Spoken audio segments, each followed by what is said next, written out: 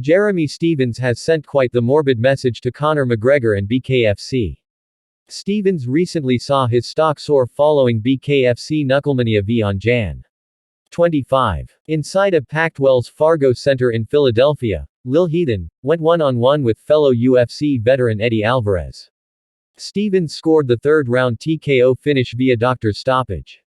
After the win, cracks were showing with Stephens claiming that BKFC wanted him to lose to the Underground King. BKFC's David Feldman then spoke to Ariel Helwani and shared his belief that Stephens would be fighting again in BKFC. As it turns out, Stephens will be returning to UFC instead. Jeremy Stephens hopped on his X account and wasn't shy in sharing his stance on Conor McGregor and BKFC following his departure from the bare-knuckle boxing promotion.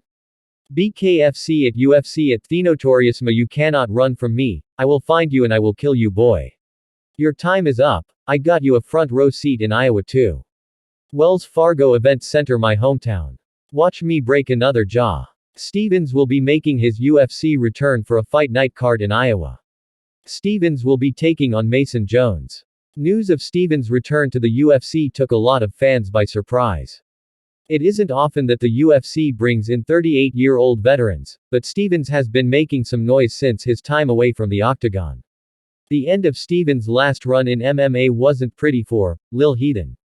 He went 1-7, 1-NC in his last 9 pro MMA fights. Lil Heathen tried his hand in pro boxing, going 0-1-1. Stephens turned things around when he entered bare-knuckle boxing. He went 3-0 and secured wins over Alvarez, Bobby Taylor, and Jimmy Rivera.